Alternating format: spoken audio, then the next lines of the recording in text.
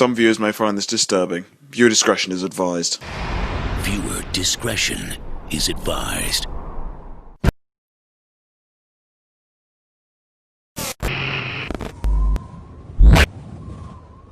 Well then.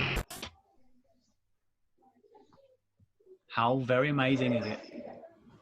What a day. What a day. But didn't we get that cat, Grem? Didn't we get it? Yes, eventually. Yeah, that was a challenge, wasn't it? It ran off with one of our microphones, didn't it? It certainly did. The cat is fine, for everyone's understanding, or need to understand. The cat is absolutely fine. So here we are, Monday night Ben&Grem Show, and we are rather excited because actually at 8 o'clock this evening we will have a guest, ladies and gentlemen, and we quite like these guests, don't we, Grem, on a Monday night? Yes. There is a few things we want to discuss in tonight's show. We did discuss last night, as you will be aware, the news of the week, and of course we covered lots and lots of stuff, and therefore so we are going to talk about something else very briefly, Graham. We're going to talk about something that's coming up soon, which is going to be new. I say going to be new. It's actually something I think everybody and anybody can get involved with, and it doesn't matter. Actually, when I say this, it doesn't matter what your views are. So whether you're sitting sort of left of politics, right of politics, centre of politics, or even extreme of politics, whatever extreme might be considered in your case, that's fine, because actually what we are going to be getting involved with soon enough in time is now we're going to call it a debating league, or something similar to a debating league of some form, where the name will be decided shortly, but basically we'll have an option for people to be able to come in to similar to what we're doing here onto a show, and they will be able to thrash out, if you like, together, mutually, thrash out a subject or a number of different topics to do with not just, well, mainly politics, but it's current affairs, but mainly politics. And the whole point and purpose of this is there's going to be like a ladder system, if you like, to each and every debate. So basically, we'll have this debate, and people will be listening and talking and expressing their views on a very friendly level, and then each and every area of which we live. So of course, many of us in Dover, but not just in Dover, but in Kent, various areas in Kent will have a similar thing going on, and up north in the UK, and it goes into a competition, and the best content that is taken from those meetings gets used in a scoring sort of system, if you like, in enabling a competition to be run. So the winning, let's say the winning club, as we could call them, in the area of which it's being taken place of this debate, would actually win potentially whichever. Just say hypothetically where we are, Graham, we're Dover. So the club in Dover, say they won the competition out of a number of clubs in Kent. That particular information that was expressed and discussed via the numbers in that Zoom conference meeting would then be used to shape policy. Now, when I say shape policy, what do I mean by that? Now, political parties have policies, manifestos, which we know about, and of course, some would call them contracts to the people. Well, what this is a way for people to be able to engage in politics at your very doorstep, without actually being quizzed by somebody on the door, or otherwise being poached, if you like, by a politician of one party or another. This is an opportunity for you just to have your say. It doesn't matter how you put yourself across, doesn't matter about your personal experiences, your training or anything like that, doesn't come into it at this stage. It's just a case of coming in, talking amongst a group of people, throwing some ideas around and seeing where it takes us. But like I say, we can actually be, I say we, the people in these clubs can actually be the policy shapers of something big. Now, these policies could, and the possibility of these policies could actually go to central government. And this is the purpose by all this. It's going to be built up by a non-political organisation.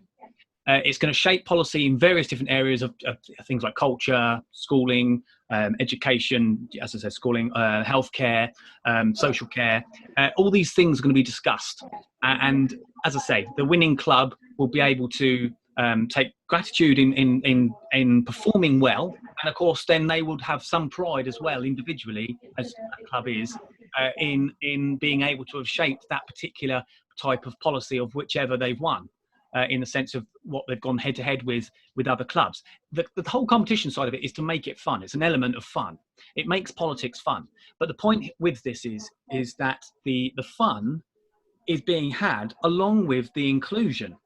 And when I say inclusion, there's lots and lots of people around from all walks of life who don't have the opportunity to engage in politics. You might have the opportunity to go to the local polling stations and vote for your local candidate, or vote for a national candidate, or vote for your Boris Johnsons or whatever. But the fact is, that's about as much as we have an input to. And people don't necessarily want to get involved with a political party because they feel burdened by it. They feel like they've got to do something. They feel like they've got to do certain things against their own will. Maybe they might not feel confident. So the whole point in this is to be affiliated in these, like I say, clubs, Grem.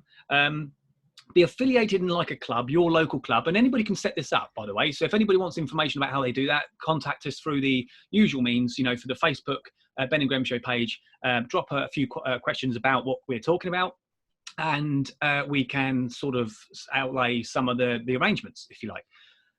But like I say, anybody can have their own club, but obviously it needs to be registered with the main organisation. And of course, later on, we'll come to how we go to do that. So like I say, it brings people from the very bottom, call us the little people, if you like, and it brings us from the very bottom and it gives us a voice. It gives us an opportunity without having to pay membership to a political party, without actually being able to be stressed down with the burden of having to go somewhere and do something that maybe you're not confident with doing. Like I say, if you were asked to do like a public speak or something like that. This is mutual people with mutual ideas or otherwise different ideas who can come together, get to know one another, because bearing in mind, no one's going to know anyone. The point is, people are going to come in, it's an open debate, and everyone can have a bit of fun with it as well. And who knows, you can make some friends, and it can be outside of politics, but it's not just about politics. It's about many things, but it's predominantly shaping policy and fixing problems that need solutions. In fact, that's what it's about, and everybody, and it doesn't matter who we are or where we come from, everybody has a situation that they don't like, whether it's politics or whether it's something to do with the government that affects them in some way or another. And we all have that wish that we could do something about it. Now, this is, like I say, one way in which we can. So as I said, there'll be more information coming on this. Like I say, we can give some more information to you, of course, when the information becomes available. But ultimately, if you contact us, the Ben and Grem Show Facebook page, we will certainly fill you in with some more details if you do show any sort of interest in maybe wanting to take part. There will be some positivities within this. I mean, if you are slightly interested in politics, there's an opportunity that you could actually come to meet politicians, some politicians, maybe some that you enjoy following. Who knows? I mean, the opportunity is open, and there's a very chance of that. So that's something to bear in mind. But like I said, it doesn't matter what your politics is, and I want to stipulate that, Graham. It's very important that we make this point. It doesn't matter what your politics is. It's purely an opportunity for you, I say us, the people that maybe considered don't get heard, to actually start to be heard. And it's like I say, it's built in structures. So look, guys, honestly, I was really excited about expressing this to you because I can't wait to see it, start. I can't wait, Grem. I can't wait for us potentially to get involved in this as well. And we're not going to be running it, are we? It's going to be something aside of the Ben and Grem Show, which will have its benefits, of course. But of course, it will be great to see as many of you on board. And like I say, if you're interested, it doesn't matter where you're from. It doesn't matter where you are right now watching this stream, whether you're in Leeds, if you're in Manchester, if you're in Scotland. I mean, I could go on. It doesn't matter. What matters is that you show an interest, you want to do something, you want to get involved with this. So it's just a case of coming together with a few people you may know, setting up a Zoom account, which is free to start with, and then doing this, getting together, getting a few people together. Andrew Leonard White, thank you for joining again this evening. It's been a pleasure to see you again. Thank you again for joining last night. He says he's in Hull. That's great. You can do it in Hull if you wanted to. Again, it's when I say politics, like some people run away from politics, don't they? It's confrontational, or can be. People find it, like the old saying goes, doesn't it? Don't have politics and religion in workplaces, because it can lead to difference of opinion and potentially arguments. So obviously workplaces don't want to see that sort of thing going on a day-to-day basis. But the fact is this opportunity will give people a chance to have a conversation with people like-minded. Now, what I'm saying is, it's not like you're going to be thrown in a room with David Cameron, who's going to quiz you or school you or basically talk in such a way that we just don't simply understand what he's talking about. it's like-minded people with like-minded interests who have similar issues in wherever they live, whether it's bins or whether it's I don't know, rodents not taken care of by the local authority. I mean, that's completely hypothetical. It doesn't matter. However small or large your issues are, you would probably find Joe Bloggs, who's just come to me, who's just joined the Zoom stream, has a similar issue with the very same thing. And do you know what? You've just made a friend and you're having a chat about it. And, you know, you might even exchange numbers. That's not the point here. The point is everybody can be at the same level. No, now I'm going to say hierarchy, no sort of, there's not going to be any sort of ego. There you go. That's what I was looking for, Graham. There's no ego in all this. So it's everybody's together. We're all the same. We're all equal. We have a good old chat, thrash a few things out. Some things might be absolutely bonkers. And don't get me wrong. We'll all have ideas. We think they're great and they're awful, you know, but I can come out of lots of awful ideas. Hey, Graham. But the point is this, is everybody can get involved. It doesn't matter how knowledgeable you are with politics or knowledgeable you are with politics. Regardless, everybody can do this. Everybody can have fun in doing this. You can meet people. You can have great fun with people in the meantime. And you can actually take a bit of pride. It can be a bit of a competition. Like I say, you can actually have, like, say, Hull, for example. Andrew says he's in Hull. He could have a group of people, say 10, 15 people who are interested. I mean, picking numbers out of the sky here. And then they could organise with Andrew. Now, he could run it from his area, maybe, if he wanted to. You know, he could set up a call, I don't know, every now and again and have these people come in at his time. Obviously, you'd all have to do it relatively around the same sort of time, but obviously that will come together as the structure comes together. But, you know, you can have fun in doing it and they go head to head. So there'll be somebody within the organisation that will look at the recordings. So you can obviously capture the recordings. As you know, you can convert them into audio or video files. They will be sent off to an individual within the organisation. They will look at each and every one of the clubs around the nation, or let's say United Kingdom, and then it will be judged on merit. So it's a bit of fun. Yes, I mean, basically you'll be given like a title to work with, a topic to work with. So we to pick something out of the air right now, which is not too intense. Why schools should go back, and then, you know, for example, it will be Group A and Group B. So some of you may be in Group A, and some of you will be obviously in Group B. One of you will be given the topic. Both groups will be given the topic. Sorry. And from there, one group will have the responsibility in being for it and the reason why the school should return, and the other group, being B, will be against and the reasons why schools should not return at this moment in time. A very good point, Graham, and I'm glad. This is why you have a great co-host like Graham here, because he can fill in the information that you fail to remember. So actually, you're absolutely right, Graham. He's right what he says. And thank you for bringing it up, because I completely... Well, I did understand, mate, what you were, shall I say, ranting on about. But, you know, sometimes it's best to put it in layman's terms. It is. Like, and actually, Graham, and to answer that, honestly, easier. So... Absolutely. There you go. If you want something in layman's terms, you go to Graham here. That's why you have a great co-host like Graham, because it just makes things a little bit more simplistic, which in a good way, you know, because we all don't talk waffle like me, do we, Graham? Your waffle is not that bad. I've got used to it over the years. I mean, how many years have I known you now, Mr. You've got to know Ben to know me in the waffle front. I mean, you know, to understand his waffle, you've got to get to know me, I suppose. But no, but basically, you're right, Graham. You know, getting to the point about the debate, call it clubs. You can. You never heard my question, did I? Because you were so in depth of waffling, as you said. How many years have we actually known each other? In your case, too many. Right, moving on then. Let's move on from that. But just want to say, just before we wrap up that very subject, Graham, is when you said about you have different sides. Now, take it, say me and Graham. Now, I'm going to suggest a thing, right? Okay, I have no place in this suggestion, but I'm going to say that Graham is right wing, all right? Centre right. I'm going to be nice about it. And I'd like to sort of sit centre right as well, because, you know, I'm an open thinker, an open-minded person. I listen to each side. It's interesting and important to do that.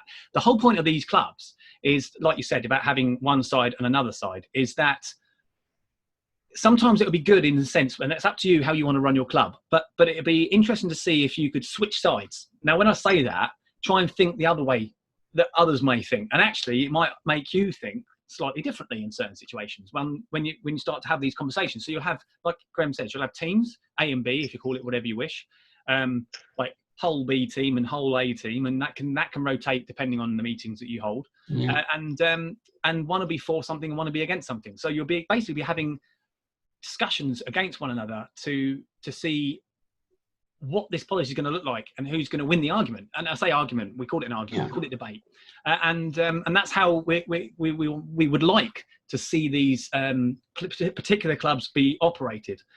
So yeah, well done, Graham. Thank you very much for bringing that to our attention. That's fine.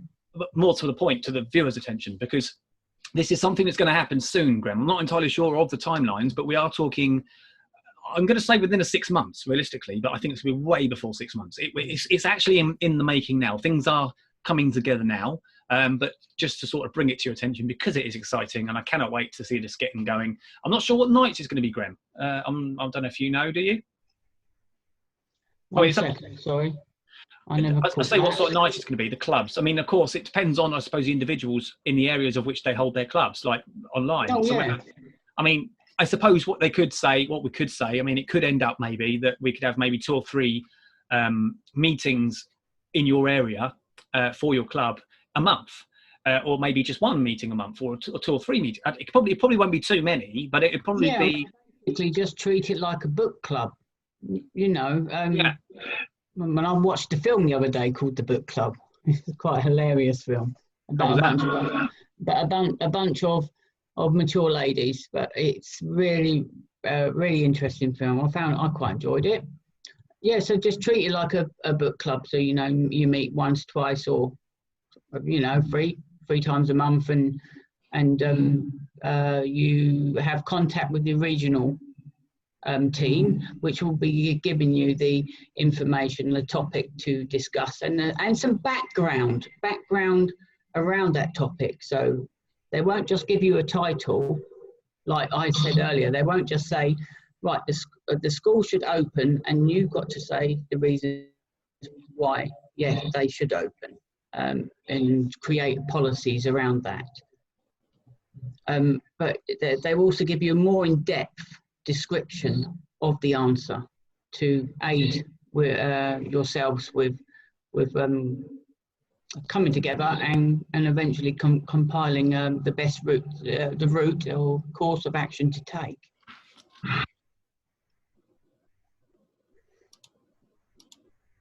Yeah, sounds good. I think we just had a slight hiccup there, guys. A very slight hiccup, Graham. Obviously, you were coming through nice and loud and clear, but the audio was fine. The video wasn't for a moment, but it's fine. We're back. No harms, no qualms. Okay. So anyway, no worries there. So we are coming to that time. It is currently in the UK. It is 19:56. Everybody. So as at 8 o'clock, as we know, we have our special guest coming on, and Graham, I'll take you over to Graham just shortly to introduce that. But in the meantime, how have we all been, everybody? I mean, how has your day been today, Graham? A bit busy. Some stress levels have been boiling over. Trying to contend with like a personal situation with my mum. On top of compiling, along with Ben's help, the show for tonight. We also had a meeting that slightly overran, which had caused us a little bit of difficulty, but not much. It just ate about 15 minutes into my time in finalising the script for tonight. So bear with us. The script has been put together carefully, but we're still in like early stages of performing for you guys, and we just hope that we do a good job for you. It's what we're here for. We just want to make you feel relaxed, putting your feet up, popcorn or whatever you want to do, eat a donut, Eat a donut.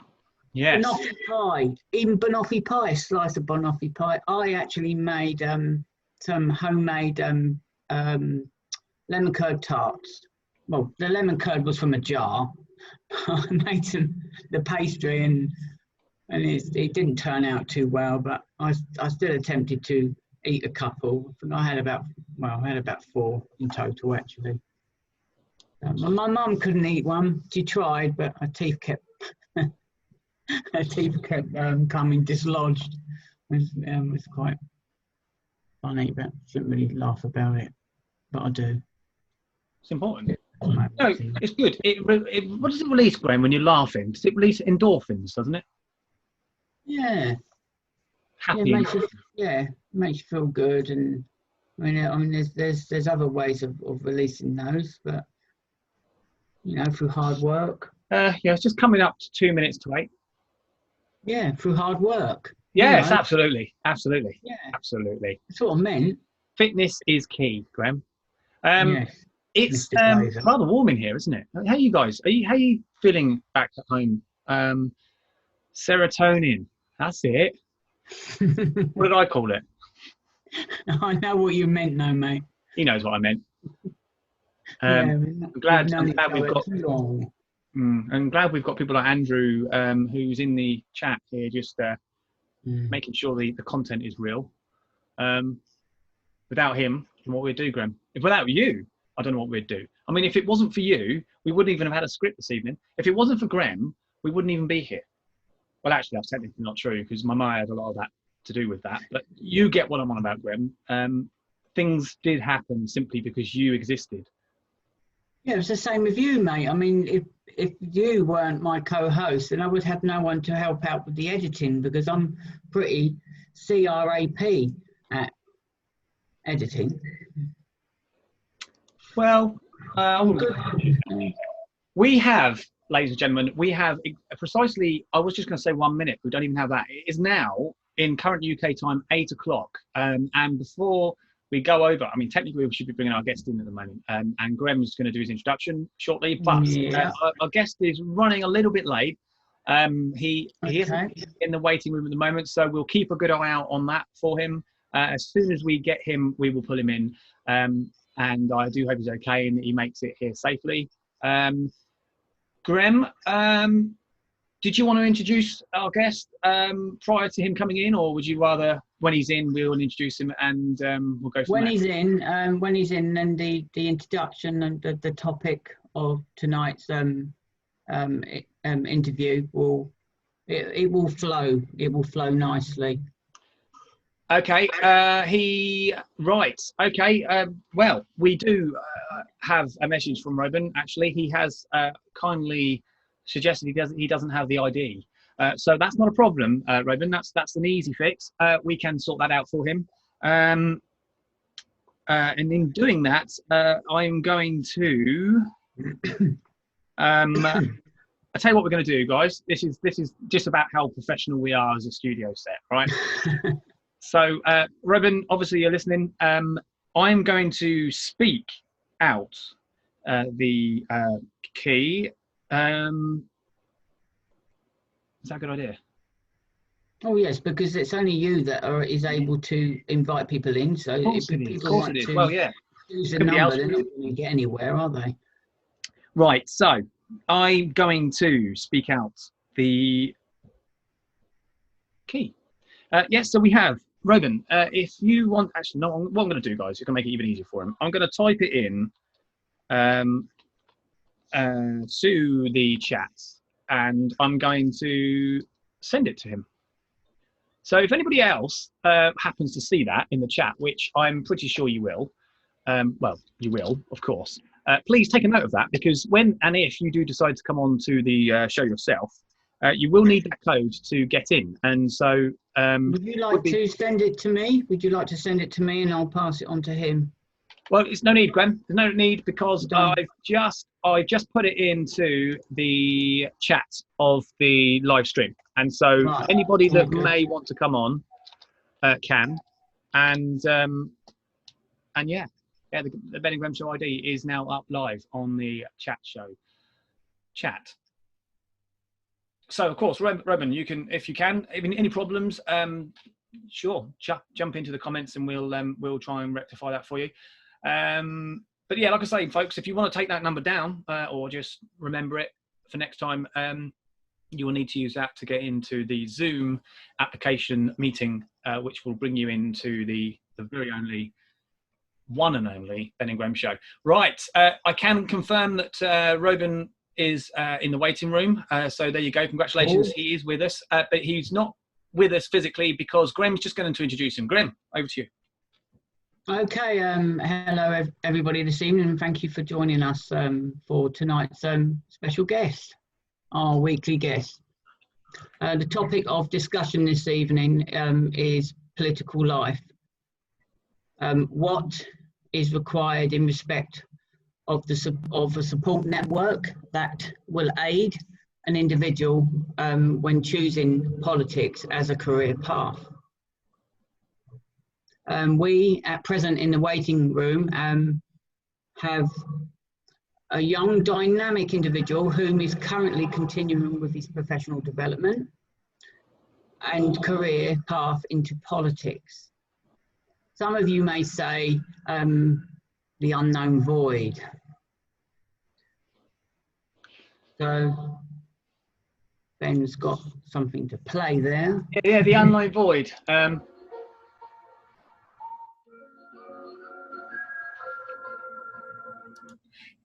unknown void. That's very good. Yeah, and without further ado, that was a clip, guys, as you know, from a well-known American TV series, or whatever you want to call it. X-Files. So back to business. Back to business. Right, without further ado, let's get this man in, shall we? No, 1 second. I have not finished yet, Mr. Oh, Glazer. oh, okay, go on in. Following the script, Mr. Glazer. Oh, right. As you know, some of you that do know myself and Ben know that we have dabbled in the political arena, and have held certain positions within registered political party, as well as being a founding members of said political party. So we know all too well, don't we, Ben, the stress levels that develop unannounced sometimes, and the positives and the negatives of actually being involved within a political course with regards to interaction with public, which we do have a few stories on that.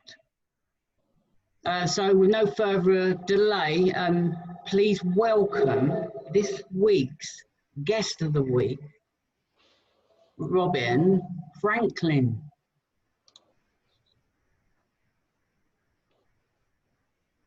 Where is he coming in? Oh, there he is.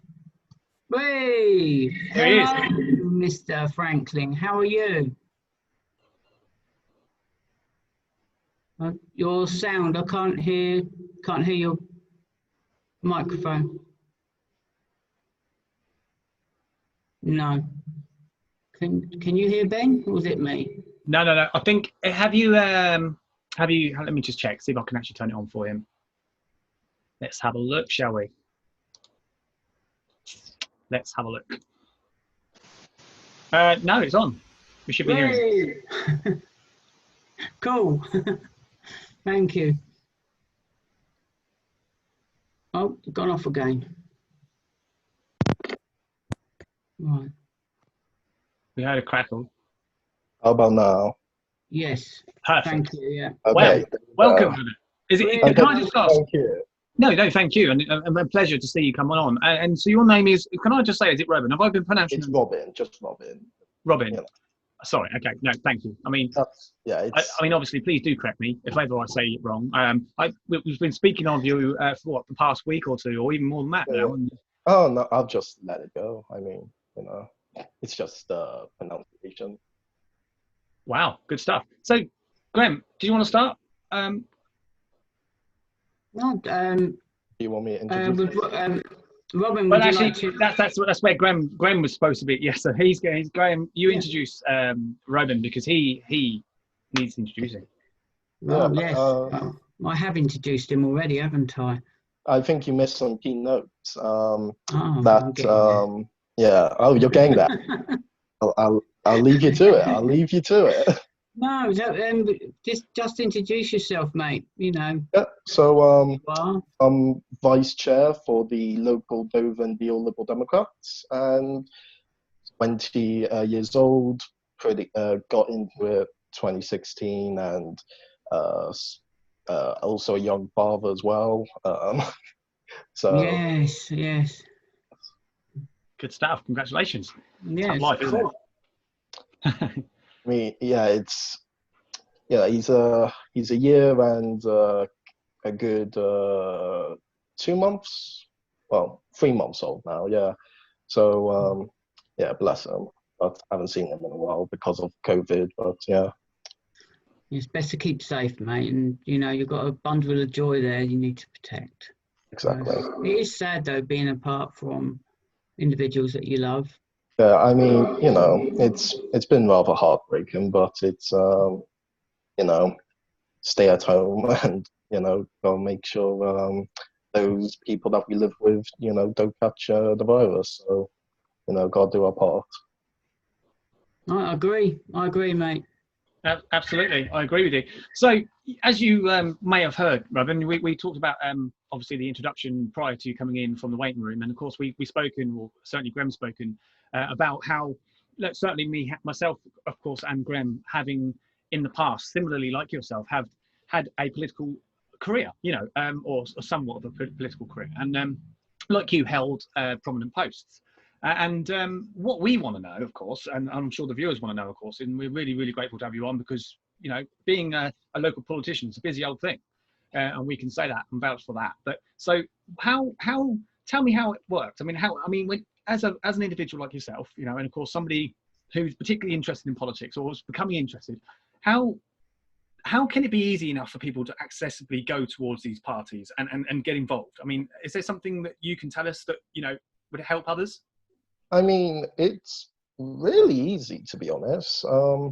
I mean, the way in which I got into a political party was through university. So I'm studying politics over at Christchurch University in Canterbury, and just open stalls, talking to people, engaging in political parties, and just understanding what people are for, what people are against, and although I didn't want to pick a side actually during my first year, but stuff came along and I eventually took a side. But really, it's I mean, I know the Labour Party does this quite a bit, where they have a stall in the middle of the high street, for example, and it's rather easy, I think, for to engage with political parties. To join political parties, it's even easier. All you have to do now is just go on their official websites and then just become either a supporter or a member. And it's so easy. I think it took me about 10 minutes, maybe less. It's how quick was it then, Robin? And they came back to you. I'm assuming the Liberal Democrat leader or group leader of the branch. I'm assuming branch of obviously of Dover Deal. Did they come back to you within a couple of weeks or days or? I think it depends on your party and the political organization that's going on. I think if you've read the election report for the Liberal Democrats, you'll hear a bit of organization. So it definitely took me a bit longer to get my card, about a few weeks. But, depending on the time period, how your local party's doing and that, you might get it faster, you might even get it later because, they might just simply exist, so yeah, it's it depends on the strand. Good stuff. I mean, so you, amongst many of us that are similarly like you, involved in politics, will know how difficult it can be. I mean, I say difficult, it's as hard as you make it, I suppose, because it depends on how hard you work. It depends on particularly what you're getting involved with and what you're passionate about, obviously. And ultimately, from our level, and you'll know this yourself, working with the local community is exactly what politics is about, isn't it? It's working with the local branch to try and make things better in your local community. And in fact, like Liberal Democrats and of course other parties, so you're getting together on a weekly or monthly basis, and so you're having these discussions. And is there anything that you would say as a local politician, which you are, would you say there's anything in politics that you could probably prefer to do without? Let's say things that are not in your control to do without. However, it's just part and parcel of being involved in what you do. Say, for example, you campaign and you're out on the streets. And you're expressing what you're about, and you're talking to people, you're having these really good conversations, but then something happens, all right? And I say something happens, but so somebody comes along and they're not so easy to talk to, let's say. Have you ever experienced anything like that? I mean, obviously don't give names, but it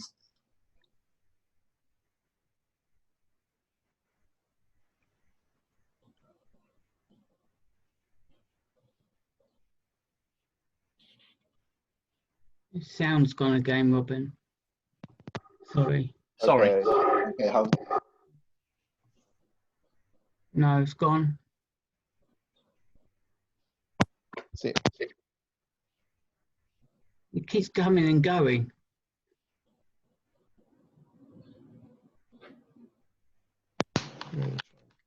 Yeah, just use a mic. You're on a laptop. Yeah, just use this. Yeah, that's fine, That's mate. brilliant. Don't- Yeah. don't- No, it was clear. Don't get me wrong, it was clear. Yeah, Policy. it's breaking up. It's fine. So question was people engaging any issues coming up. Yeah, so you're in the town. Say, for example, you're campaigning in your local area. Say, might not even be your local area. I mean, maybe you probably know yourself. You might end up working with another local branch because they want your help and support in another area. So you're out there, you're talking to the community, and so you're having a great conversation with someone, and they're really interested in what you're saying. They agree with you. They couldn't agree with you more. But then this one person comes over, and it's like you and I will both know how. Know straight away. You get a feeling. You think, "Well, I want to talk to this guy. I want to understand where he's coming from." But you just simply can't talk to him. Have you ever experienced that? Have you ever had that? No, I don't really think so. If anything, I talk more to people who disagree with me more than people who actually agree with me.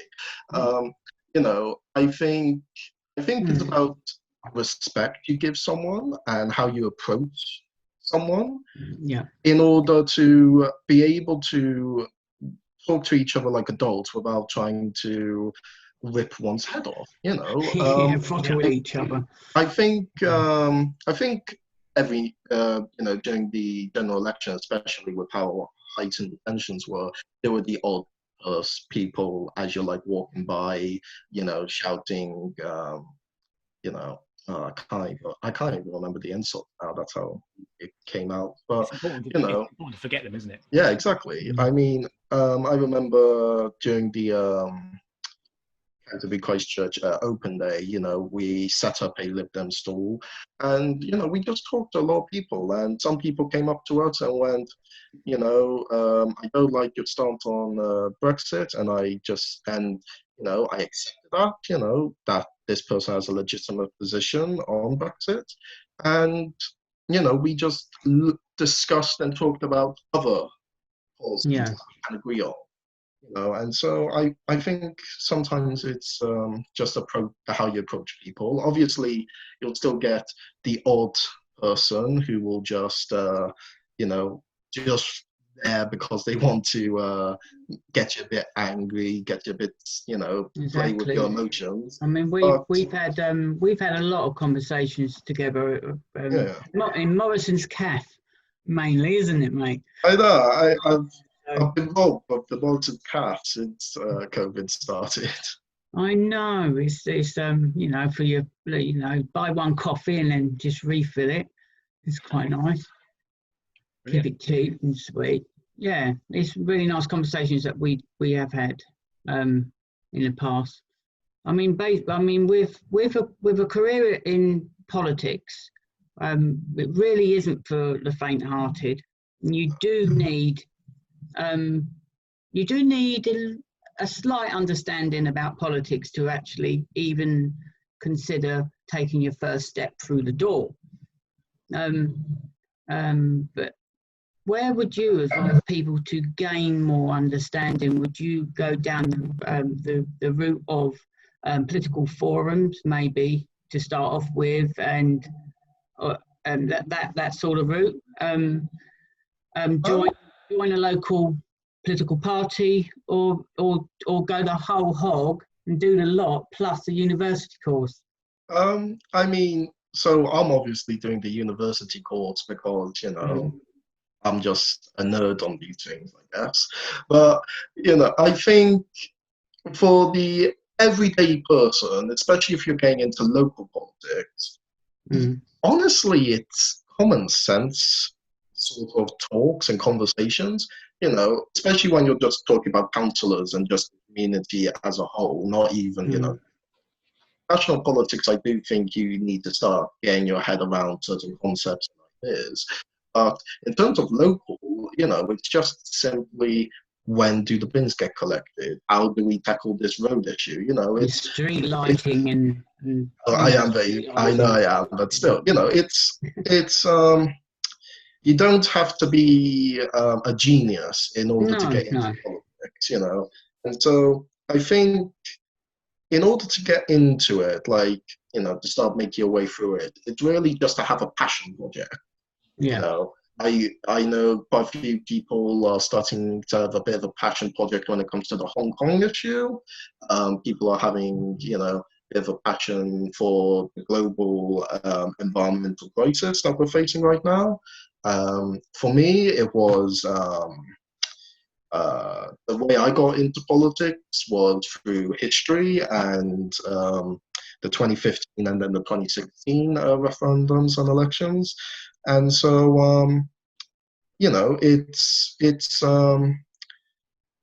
you know, it's to feel passionate about something and then trying to get yourself involved in order to express it. I think stuff like petitions is a good way, getting involved in like protests, marches, you know, May Day, for example, volunteering even, you know, it doesn't even have to be with a political party, it can be with an organization, you know, like Amnesty International, you know, volunteering for that. But, you know, even for young people, there's also stuff. You know, there's the youth parliament you can get into.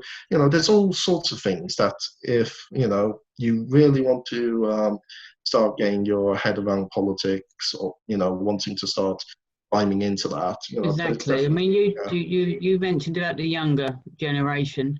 I mean, we're in a political party that myself and Ben were involved with previous to the one that we were then. Now we're not anymore involved with. They had a youth wing. Yes. And it was quite a successful youth wing. It did achieve an awful lot. And actually within the university sector. Yes. So I'm not sure how well they're doing now. I think for the political party I believe you're talking about, from what I've heard and seen, especially on University of Kent, where this party had success, it's definitely starting to decline because, you know, other parties and the fact that the issues in which the party was founded on has moved on, and so, you know, people are starting to return to certain political parties now, I think. They've moved on to a certain extent, and it's all now down to the process of finishing the major part, the major issue to do with it. 2016. I think, you know, it obviously will, but in terms of youth, you know, like the Liberal Democrat youth wing, actually I just got an email from them today, and you know, sends us a huge collage of stuff you can get into, support you can get. I've just actually sent my president for the university Liberal Democrats, student union, a grant that that you get from the National Party. So there's if someone's young and wants to, as part of local party and wants to, from the youth wing, there's so much there that you can definitely get. Mm. Exactly. And obviously, Graham, and certainly yourself, Roman, about where you sit politically. So, of course, obviously, you're with the Liberal Democrats. We were where we were, in the UK Independence Party, and then, of course, we had another party, didn't we, which we moved on with, because, of course, as you say, Roman, I mean, obviously, there was a reason for once a party existed, and then, of course, it then needed to move on, and it hasn't maybe moved on as much as it needed to, in the sense of how it can now continue, or should now continue. But I think, but it's good because you can have different of opinion and views. I mean, that's why you need all parties to be able to come together in some cases. And it brings me to my next point. Now, me and Graham, just before you came into the show, we were talking about a group which is forming soon enough, which is, yes. Did you hear about that? It's like clubs. So actually, the most important key thing about this is, regardless of your political beliefs, everybody can have something in this. So it's going to be basically it's a cross-party thing, and I say cross-party. It's not a political party in itself, but it wants to. Absolutely, it's partisan. Yeah. It wants to be seen as a cross-party, regardless of your views. Everybody has got a position in it, and I think if you don't mind me saying, I think with the knowledge that you have, and you're very clued up, I would say it would be very good to get somebody like yourself on board with this. I mean, I have actually spoken to Robin a little bit about this, and I do hope that you do. Oh yes, I mean, what else am I going to be doing during this COVID? There's only so much, emailing and typing up stuff that someone can do in a day until eventually you need a conversation. But I think it's definitely important, especially right now. Yeah, I think we are seeing quite a lot of echo chambers happening. I think we're starting to see a lot of people drifting into one particular camp. I think Facebook in particular is definitely a company I would blame for a lot of the issues we're facing right now, especially with the platform in which they have in order to create money. It is, by keeping on the app as much as possible, and that's by keeping, ads in particular of what you go for, but also your views, and reinforcing that so that you keep looking at the app and just, because I'm someone who really loves suits. Like, I've a person who can shop for hours, and I'll say it to my phone once, and boom, all of a sudden adverts about suits, and so I think I think right now we really need to have stuff like citizens assembly, as people have been suggesting, in order to get people together to actually have a discussion without the aggression, without the sort of fake news that's going on right now, to actually get people together and come back to some sort of humanity. Right now, I'm not going to call you, all sorts of words right now, because I'm looking at you. I can see your face of human, emotional expression. But as soon as you're just a Facebook page or a profile, all of a sudden that humanity is just destroyed and withdrawn. And all of a sudden, people feel like as if they can tell you all sorts of nasty stuff. Like a friend of mine recently got an email saying that they're going to come to their house, kill his cat, and treat him like all sorts, just because of his political beliefs. And I even remember during the election campaign, another friend of mine who was standing, she also got threats and had to call the police in. We are really facing, I think, a threat to democracy now. And I think people aren't as concerned as they should be about it. And I don't think people are willing to go to the other side because they're too busy digging their trench.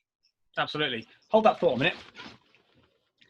Yeah, so apart from the studio light that was broken, now fixed, Yeah. So, and we found that cat, by the way. Oh, Yeah. well So, done. You found the cat. no, I agree. I agree in absolutely everything you've said. I mean, yeah, it's uncalled for. And like I say, regardless of whether you hold a different view to another politician, there's no need, and I absolutely agree here, there is absolutely no need for another party member to, let's say, hurl abuse at you. And you and I'll say I hope you don't, but I mean, I can say it's happened, not even to me, but it's happened to somebody that I've been with.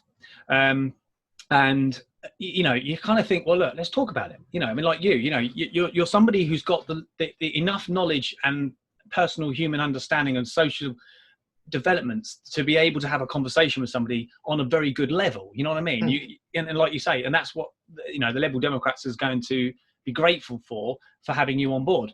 And the most important thing, honestly, they will, because again, very true. You are approachable. It's a sad thing that we can't steal you away, actually. I mean, if you try, I mean, you know well, during year 11, my friend, during the beginning of the Brexit campaign, I was actually a real hard supporter of that at the beginning. But Brexit, so yeah. So if you had picked me up then who knows what my course would have been. But you know, at the end of the campaign, I couldn't vote. I couldn't vote actually because I was 16 at the time. So you know, yeah. So were you involved in politics though at that time? I mean, did you have any affiliations with Liberal Democrats at the time? And if you did, mean, so for context about my like political sort of like ideology, I mean, most of it had been shaped by history, you know, British Empire, German Empire, Russian Empire, Japanese, American, you know, African, Mali, you know, all sorts of stuff. And I would say it was, you know, right wing, I would say at the time. You know, I remember once I said to my like tutor that, oh, I want to abolish the either the NHS or the welfare state because we can't fund it. You know, proper stupid rubbish. But then 2015 election happened, and that's when I started to get aware that politics is happening around me. But then 2016 was when I actually had somewhat of an emotional investment and started actually, you know, I didn't cry over it and I didn't get like furious over it, but I definitely started, you know, having conversations, started questioning my political ideology, you know, all sorts. I mean, the only one I actually did cry over was Donald Trump. Election, but you know, and yeah, there was also the 2016 presidential election. But then I got into A level. You didn't cry over that, did you? Can I just ask? Pardon? You didn't cry over the president? No, the Donald Trump victory, I did cry over. Brexit, you know, not so much, but that's because I have a different outlook. But you know, I don't want to interrupt you because you're on a roll, but I will say, when you say about having a different outlook, and now maybe I think that's fair to say many of us had split opinions, didn't we, when it came about the general election? And I think even running up to the very point of the vote. But I would say now, particularly this point in time, I would say a lot of people now have accepted, and I can see you have as well, certainly, correct me if I'm wrong, but I can see that you've accepted the result, I think, because it's democracy and you believe in democracy. But I would say with that in itself, now is a time for the United Kingdom, if you like, all of us to now stand together as one and actually make this work, because it's our future, our futures. I mean, and I can see that. I can see that you are somebody wants that. In terms of like my political ideology, I mean, I think I'm gonna take a Nigel Farage book off of this, and I'm just gonna keep on campaigning to get back into the EU. You know, obviously, looking back at it now, we should have recognised it was inevitable. You know, Brexit was going to happen, but I'm still holding out hope. I mean, even my pen, you know, it says you can't see it, but it says Robin F, Chancellor of Europe. You know, it's still a passion project because this is my passion. So, you know, this this will be something I will be carrying on for the next 20, 40 years, you know. That's the And problem. That's the issue that was about at the time. That is that the political elite, if you'd like to say that, and they did not connect well with the people, as you're saying now, and that's the reason why. I think on both sides. Yeah. I think when it comes to the EU, I mean, you know, I do want to finish off my little bit of history because I don't want to end it as, oh yeah, I was right wing, you know. But when it comes to the EU, I think there needs to be major reform. And I think right now, commissioners and that are not having an honest conversation about it. And I don't think right now a lot of people are having a real conversation about the future.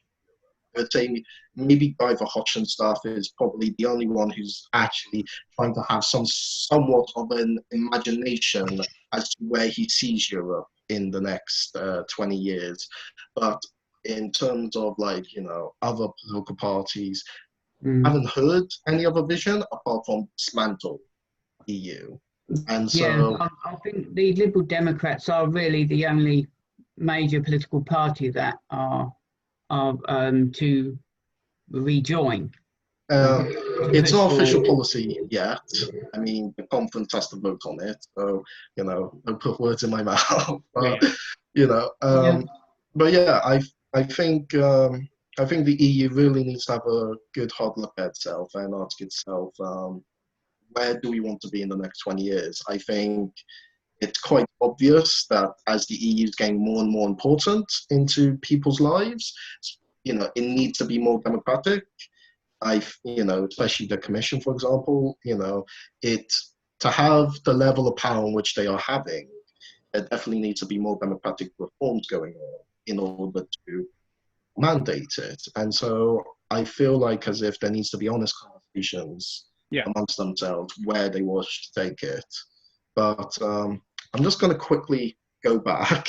Well, can I just say what you just said there? I'll hold you on that thought, because I will say what you just said is I can relate to this, and Graham, I'm sure you can as well. I mean, actually, the thing is, it's quite ironic, really, that, you know, so take all different political parties, all right? They might seem on the outside very, very different from one another and want different things.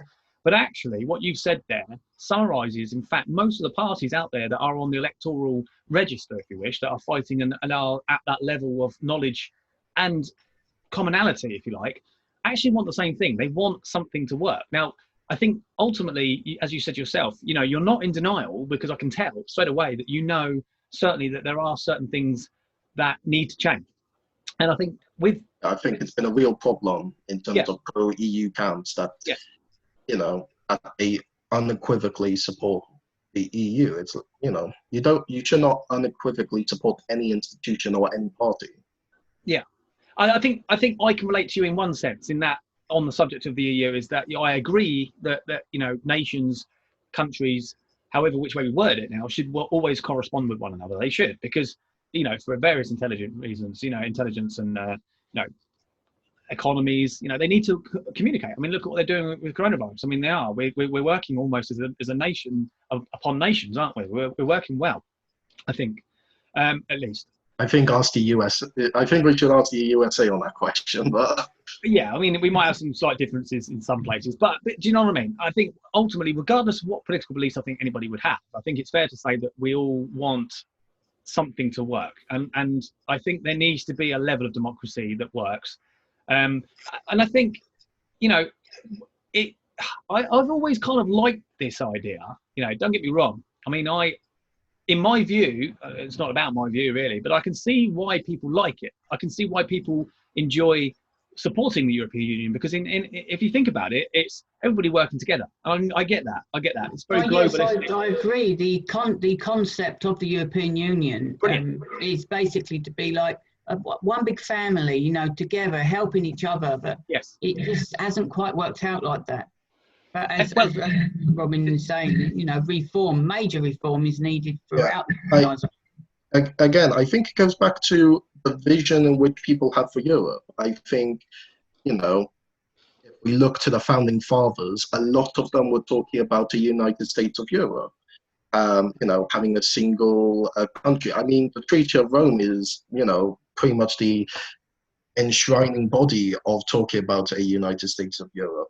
But I think, as we had with the 1975 referendum, a lot of people just talked about how it's going to be a single market, which I thought was rather damning of the whole European project for Britain. It is that we told the public it's going to be a market and that's it. I felt that's, disingenuous, because as Rome and that state, it could have been something more. But, again, it's about having a proper conversation as to where do we see this project going. Yeah. Is it just going to be a very loose trading bloc like we have in South America? Is it going to be something so strong that it can just be a nation in its own right? Nobody really having a good conversation about this, about where they wish to see the EU. They only either want to see it as dismantled or stay. Nobody's talking about the future of where we should be taking it. I mean, no, I can see what you're saying. I think from what I know, certainly from, again, let's just make something a bit clear. I think you know this anyway, but we're not politicians. But we're not politicians anymore. We're not now. We obviously, although we hold a similar view, I think the issue I think there is on the other side. Now, when I say the other side, I mean the side of which maybe, as you said, want to dismantle, or at least come across like they want to dismantle. I think they've got to a point. This is what I think. But it's what I know others think as well. Obviously a collective, is that there is a view that the European Union as a collective have had, in some cases, the opportunity to mend some faults, if you like, or have been able to maybe identify Make some where adjustments. Where, say, others have identified where problems are, and maybe because there's been time and that time hasn't maybe then in a sense been utilised, people have said, well, we've given our time, we've had enough, we're going, right? Now, I don't necessarily believe, there has been talk, we've heard others, big politicians mention about how, in a few years it will be gone, and other countries are going to leave the bloc. And, I think the European Union have a chance to control that. And I think the fact is that, sadly, it had to be that we left. It is sad, because if I thought it could have worked at the time, we would have stayed. I'm assuming the country would have voted that we stayed. I get that. I understand that. But, I think it is now down to them. It can work if they do, I think, fundamentally change, say, how the constitution of how their organisation operates. I think the problem is that there's two forces. Mm-hmm. There is the European forces, and then there's the, I want to call it national sort of patriotic. And the problem is that there's one force that's really trying to push for a stronger European army, bigger powers for the European Parliament, devolution of powers, etc. And then you've got this other, the patriotic national group, who is trying to still have each country have somewhat a high influence and say in the European affairs. And so, that's why, like, for instance, the Commission is not an elected position. It's elected by the heads of state. Yeah. It's so that the countries still have influence over how Europe is managed.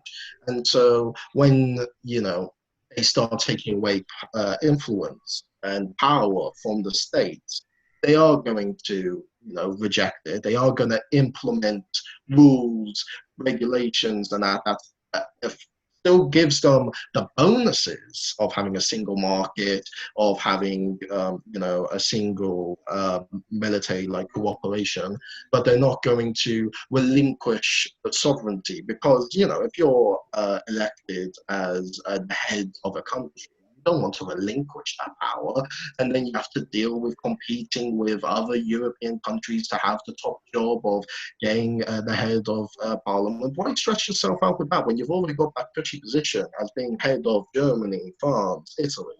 So there's these two competing blocks and powers that right now is destroying the European project, because it can't decide whether it wants as just a single market or whether it wants as something bigger.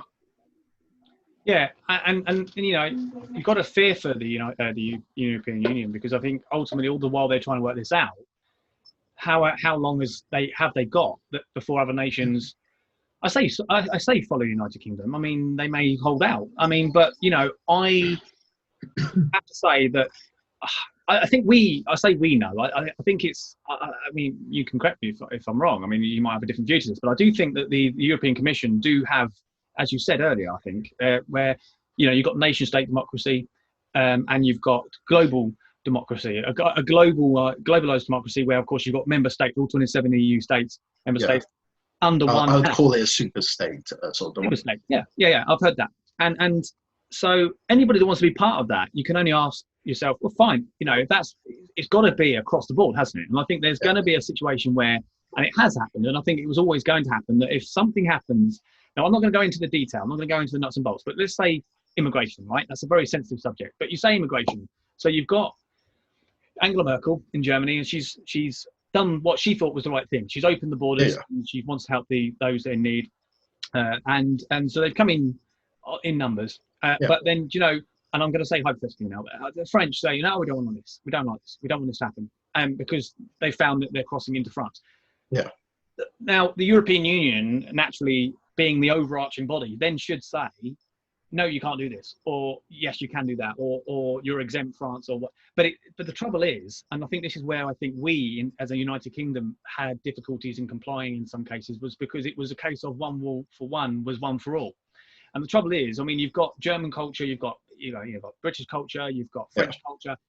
We are the same in a sense of us as we are European, and we'll always be Europeans. Yeah. But I think when it comes down to finer details, that's where I think the bananas slip. So I would dispute that. I think for Britain, you could definitely make the argument. I think the fact that we're an island and that there's that body of water definitely. You can definitely make the argument that we are not as European as the rest of the 27 states. But I think, considering you could, live in Germany, work in France, then go to the pub in Luxembourg, and then maybe get a hotel in Belgium. It's the fact that you can easily just travel and work in all sorts of different places. I think it's very hard for continental Europe to feel European, because you're continuously interacting with these sort of people, continuously trading, continuously going to each other's borders, that it's almost, I would say, not to feel some sense of Europeanness.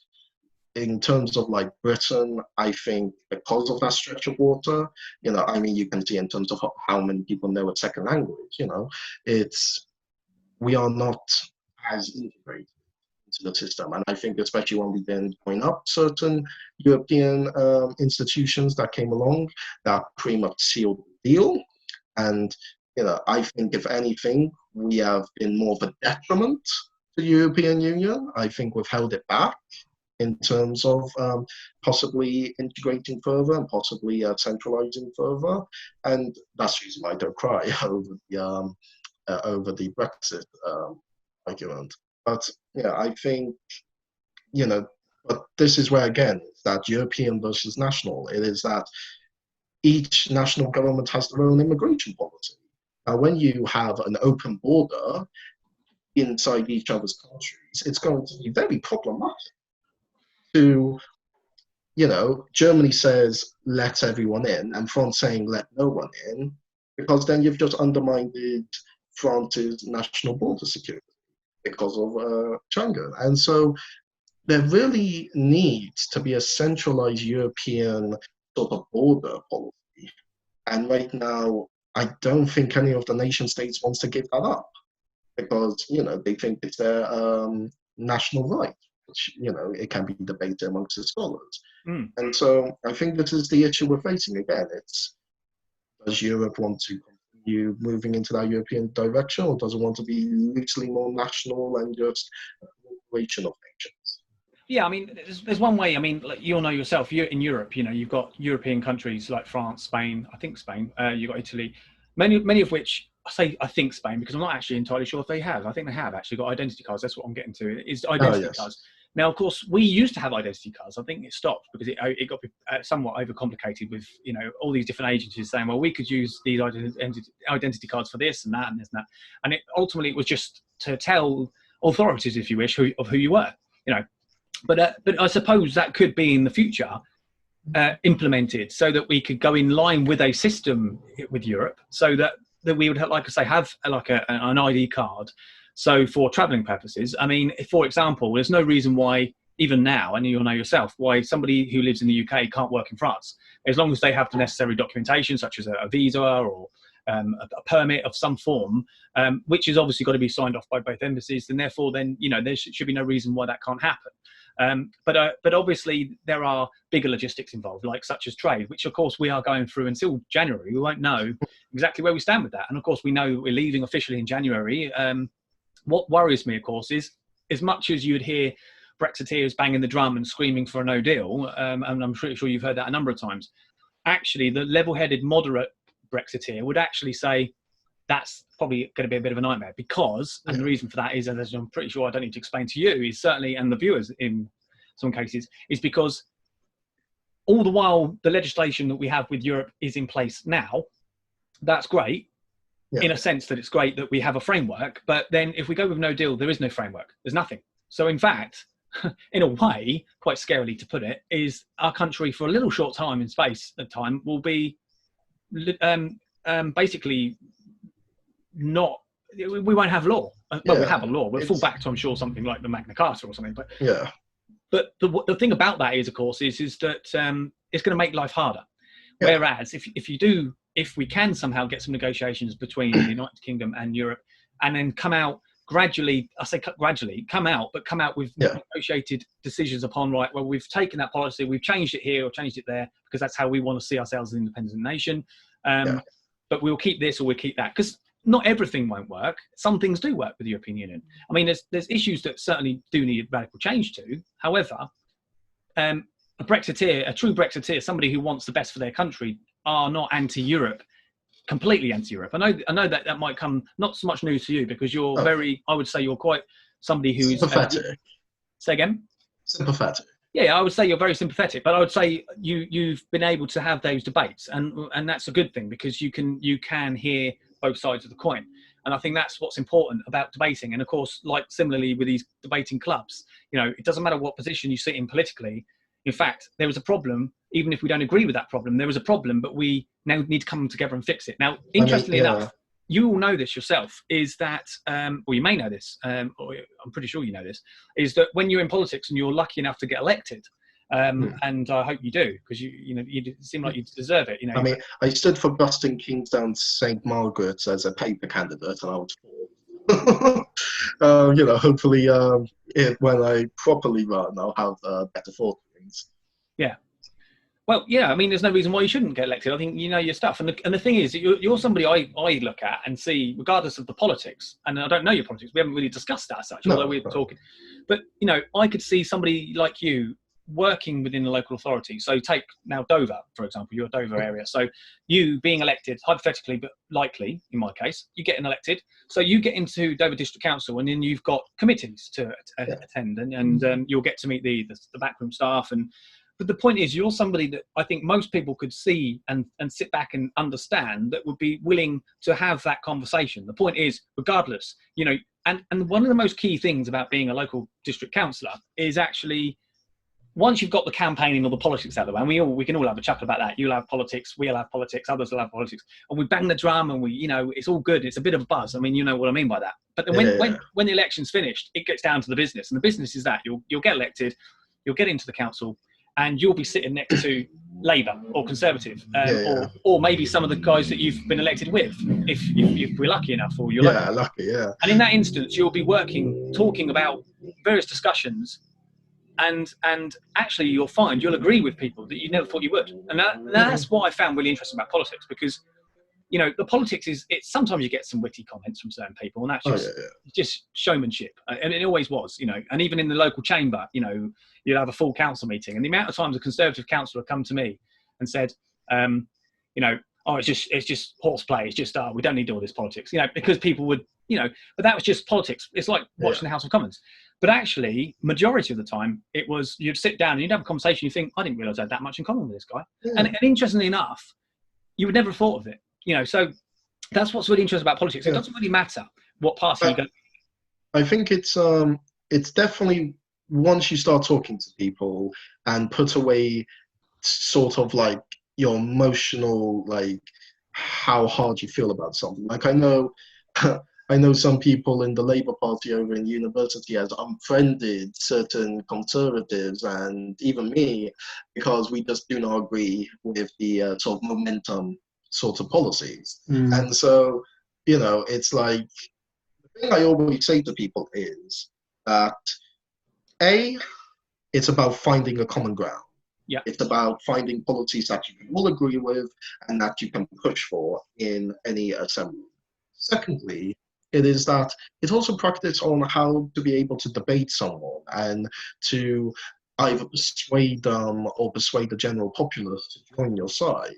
And the fact that, certain momentum people and certain Brexiteers, Remainers, all sorts of people are not willing to engage with the opposite side because they think they are righteous and somehow like zealous in their beliefs is a problem. And then you will never win a debate. You'll never win an election because everybody will just look at you and go, goodness, you are rude, arrogant, and unwilling to listen to me.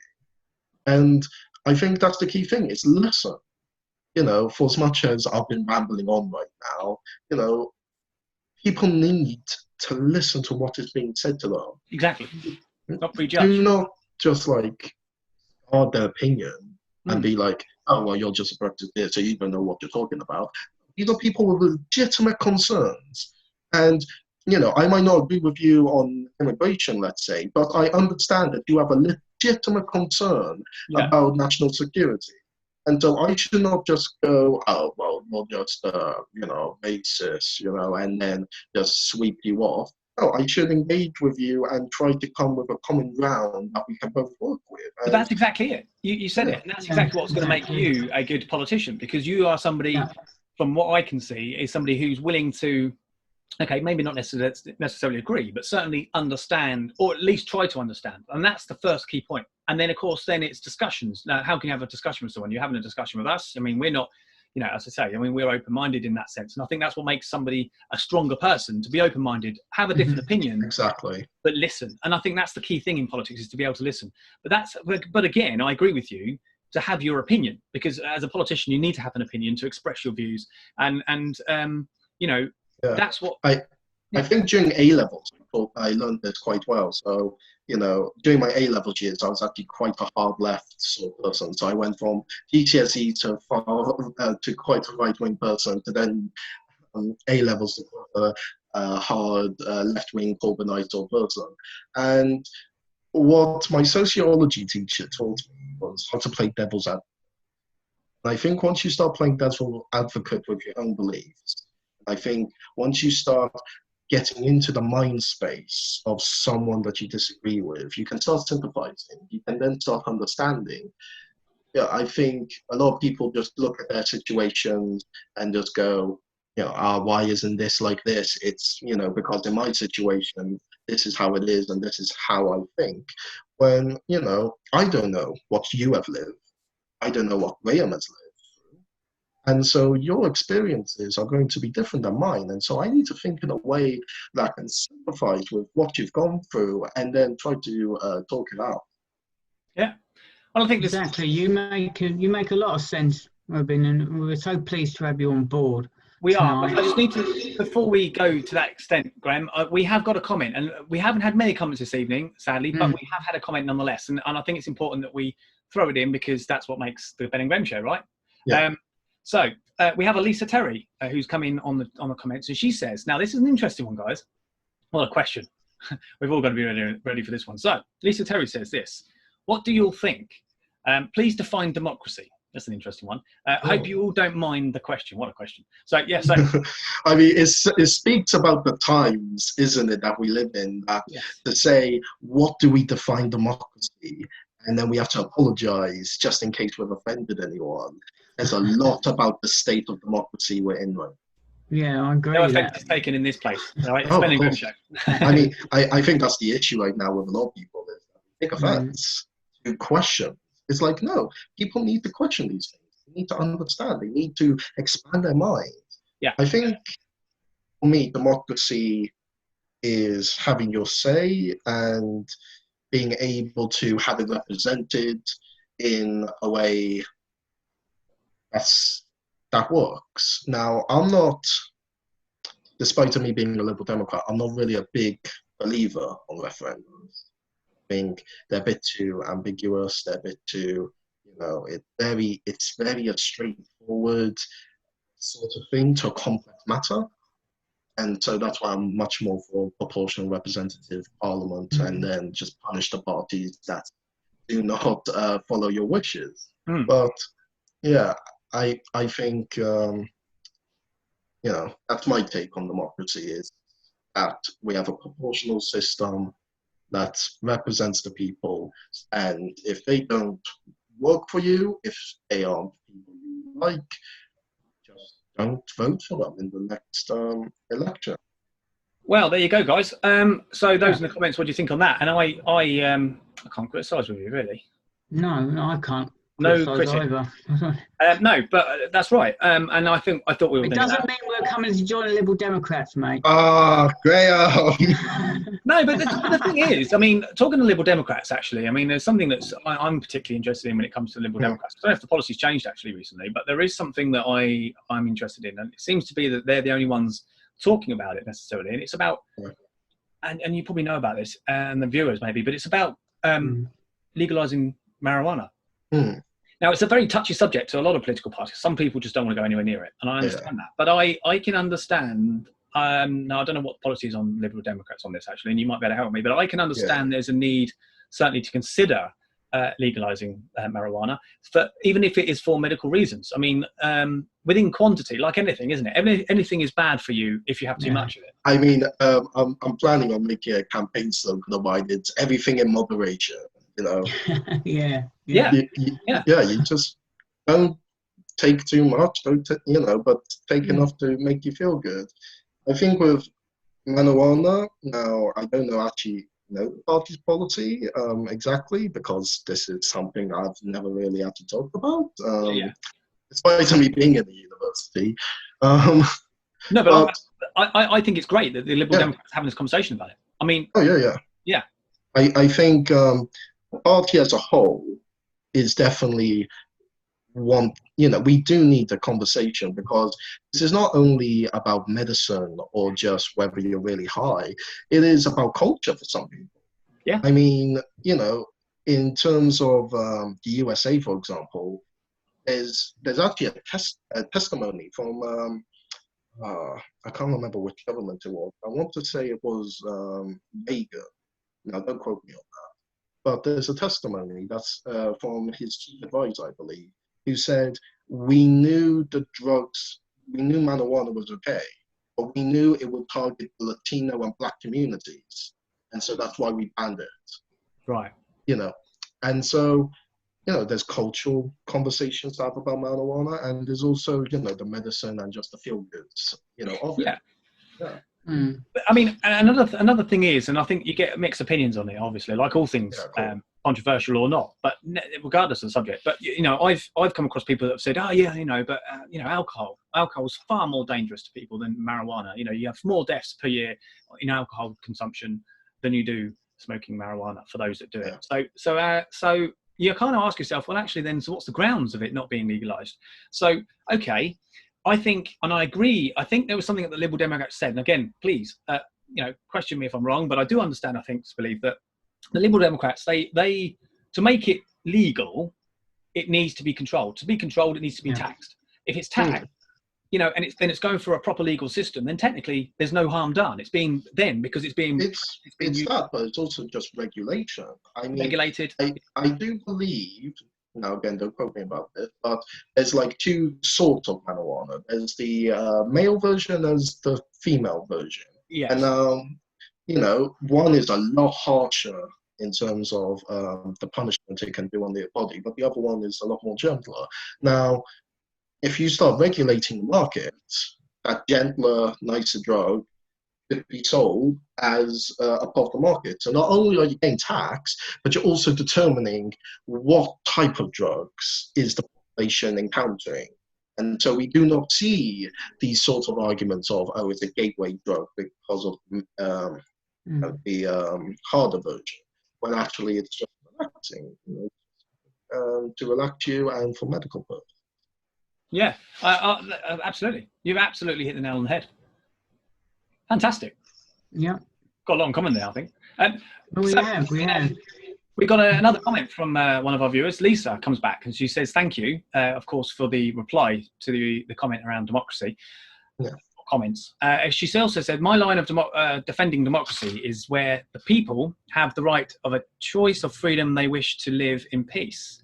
Friendly life and a make history of choice. Sorry about this, guys. And to vote for the will of the people. Okay. Yeah, I mean, that's pretty much, I think, generally what we were saying, wasn't it? Or certainly what you were saying. It's having that representation. Because I think right now, in terms of the current system we're living in, it's not very democratic. I mean, look at Northern Ireland, for example. You could win a seat with 23% of the votes just because of how divided Northern Ireland is. Yeah. It's rather ridiculous. I mean, Boris Johnson, to his credit, yeah, he gained 1% increase in terms of the last general election votes, but he managed to gain far more seats than what 1% would have produced. And so, I think there's legitimate questions we need to ask in terms of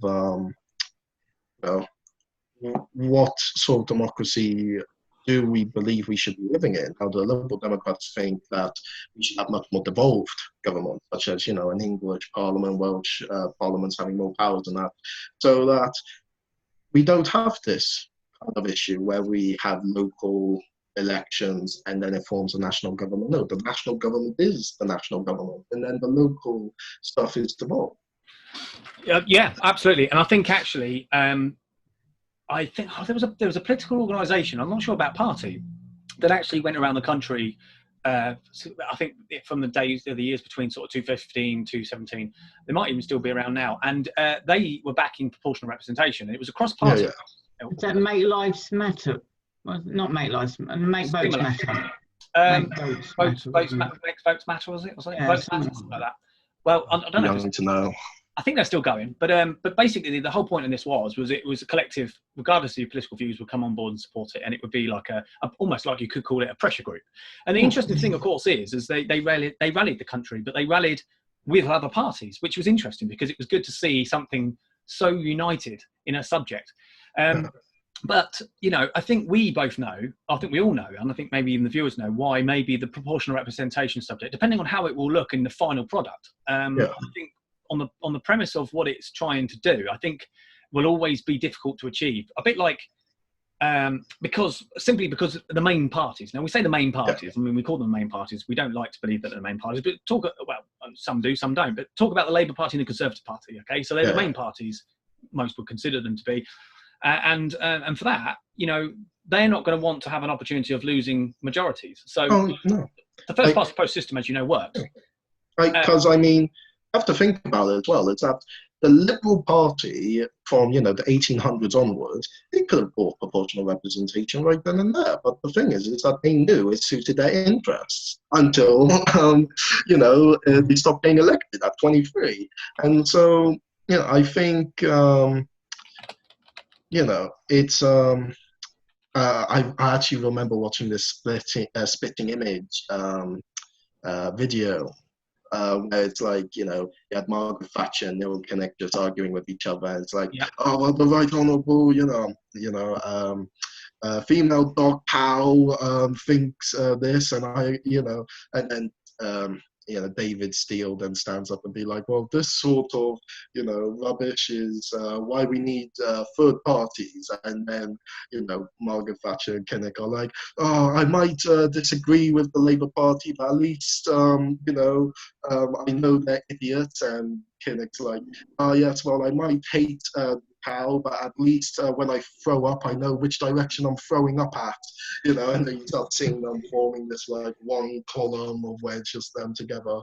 And so, that was a brilliant sort of like image of how first past the post really suits them. And even though they both hate each other, in terms of local factionalism, at the end of the day, they know it suits them best to keep the system. Do you think, Robin, do you think there'll be a chance that we might see in the next, I don't know how many years do we like to say, say 5 years, 10 years, do you think we'll ever see a change in the proportional representation vote, or otherwise the first past the post? I think it will always come about. I mean, we talked about UKIP. They were the third largest vote in 2015 and got 0.2% of the seats. I believe. Same the Green Party, though, isn't it? Same the Green. Yeah, Green Party. Oh, Green Party is the infamous one, obviously, where it's like 1 million and 100,000 votes creates one MP. The Liberal Democrats have always had an issue with it. Even with the last election result, 11.5%, we lost a seat despite increasing our share of the vote, almost, I think it's by 3.5%, 4%, something like that. Yeah. So there's, it's concerning, especially when the Liberal Democrats were like on the 20% mark most of the time, how a party could get 30% higher of the vote and ignore a good 60 other percent. It's real, we talk about us being a good democracy, but when you're ignoring or not having people representing 60% of the wishes of people saying we don't want these people governing alone, then I think we have an issue. And so I think this question will always keep coming up until a proportional system comes up. And now, of course, you have to discuss which sorts of proportional representation system you have, but it will keep coming up. I mean, Canada also had the exact same issue. In fact, Justin Trudeau, during the 2015 election, ran, as well as the Conservative Party and the New Democratic Party over there, ran on a platform of changing the voting system. But just as anyone who wins via proportional representation and gets a majority in government, all of a sudden Trudeau didn't change the voting system because he won with it. And so why change if you're going to win with it? And exactly. So, Exactly. Which is why we need a cross-party thing. Absolutely. Yeah. Robin, you've been fantastic, and I'm really grateful that you come on. Really am. And I think I'm thankful that you brought me along. No, we're nice, really talking. Definitely, and there'll be other times. And I would say as well, the Liberal Democrats are most definitely lucky to have you on board. Very lucky. Yeah. Very difficult, isn't it, Graham, to find politicians now that are willing to do this, but not just do this, but also to be able to have an open mind, which is exactly what we need in politics. I mean, we've just started the Bovin Deal Grant, so we were once a part of the Southeast, but now we're officially a party, and so hopefully you'll see us knocking on your doors a bit more and getting literature out and that. Well, congratulations. I will make sure that I'm in. I will make sure I'm in. Yeah. I'll make sure I particularly knock on your door. No, it'd be lovely to see you, and I hope your campaign goes well, and your time in politics, and you're an inspiration to a lot of people of your age. 19, are you? 19? 20. 20 now. 20 now. 20 from April, yeah. So. Yeah, no, credit to you, honestly. It's great to see a 20-year-old with this much inspiration and admiration for what you're doing. It's great, and keep it up. I'm going to embarrass Robin a little bit now. But nicely. I mean, Graham is, I will just make a disclaimer now that he is my godfather. So, although I do not believe in faith anymore, you know, he still has some good stories on me. Yeah. Well, there you go. There you go, guys. I've known Robin for a long time, since a very, very young age, bless him. And he's turned into a really nice, intelligent person. And brilliant for the community. I can see you achieving an awful lot in the political arena, and I do wish you all the best, mate. Can't beat local politics. Keep it real. No, good on you. No, Prime Minister. So yeah, you could do. Prime Minister. No, education minister. That's the maximum I'm going for. I'm not going beyond that. Well, the world's your oyster. You keep working with the group, your branch, and enjoy every moment of it. And it is good fun, Graham. We know about that, don't we? You can have some really good people you've never met before. You get to know, and it's a great thing to do. So if anybody's interested in speaking to Robin, obviously after the show, I'll chuck in my socials, especially Twitter and Instagram, on the chat now. Yeah, absolutely. Please do, and advertise yourself. Do you have a link for your Facebook page for Liberal Democrats at all? Do you want to put that up? I can. I'm very willing to put that up, as well. This is it. I mean, as you say, Robin, you'll be welcome on again. But of course, this whole thing it's not, although it's political in some areas, it's not just about politics. And of course, naturally, we want everybody from all walks of life and all walks of opinion to come on. Exactly. And express. So yeah, please. I hope this does help you out. And good luck to you. Good luck to you. Thank you very much, guys. You're welcome. No, it's fine. Just a little closing statement from me. Thank you so much for coming on board again. And I've said that many times already. Really thank you for the kind compliments. No, but you are a good chap, and you've got a good future ahead. I've said that again. We have run out of time, sadly. We could talk for ages with you, I think. I think Ben will agree. We could talk to you for a long time. So we may even consider bringing you back on board at some point. Of course. We've got plans for the next couple of weeks, material-wise. So it'll probably be about the 3rd or the 4th week onwards. We'll be in contact with you. Absolutely. The topic.